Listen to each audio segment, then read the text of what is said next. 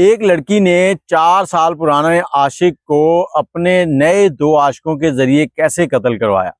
अस्सलाम वालेकुम, मैं हूं आपके साथ अदनान और आज मैं आपको उस कहानी का खुलासा करने जा रहा हूं जो चंद दिन पहले सामने आई थी, जिसमें एक लड़के को एक हेलमेट वाला लड़का पेट्रोल मांगता है और कत्ल करके चला जाता है। पुलिस ने बहुत जल्दी इस गुत्थी को सुलझाया और केस को सामने ले आई है।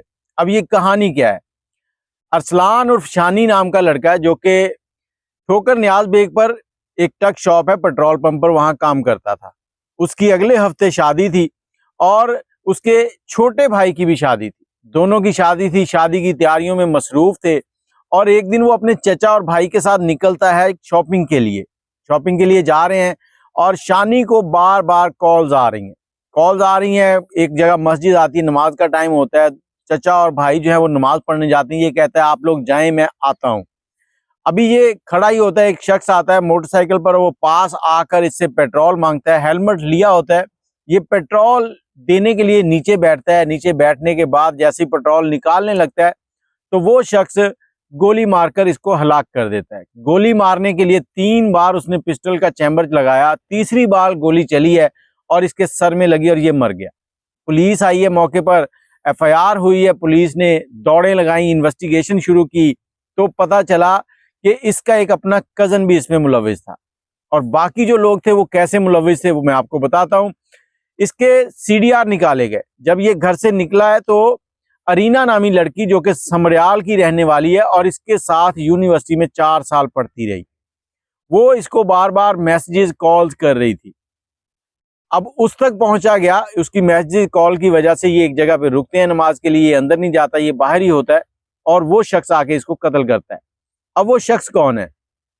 और अरीना का जब CDR निकाला जाता है तो उसमें शानी के कजन आफ्ताब, उसका भी डाटा निकलता है, उसका भी उससे तल्लक था।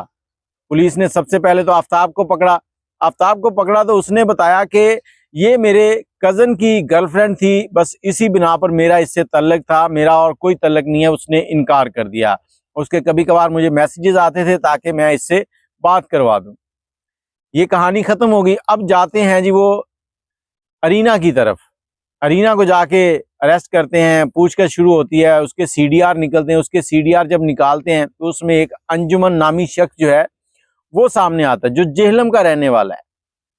अब अरीना ने अंजुमन नामी शख्स को फंसाया, उसको कहा कि ये शख्स है लाहौर में, इसका मोबाइल मुझे चाहिए, उसका मोबाइल तुम मुझे ला दो, मैं तुम्हारे साथ शादी कर लूंगी।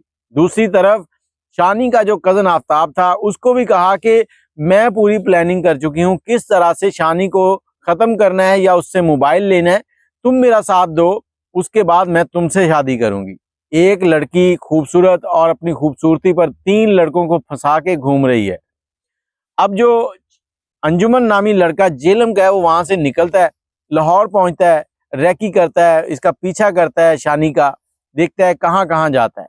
ठोकर न्याज बेग पे अगर वो इसको मारना चाह रहा था लेकिन वहां पर नाका लगा होता है तो उसने देखा कि कहीं और इसको रोका जाए।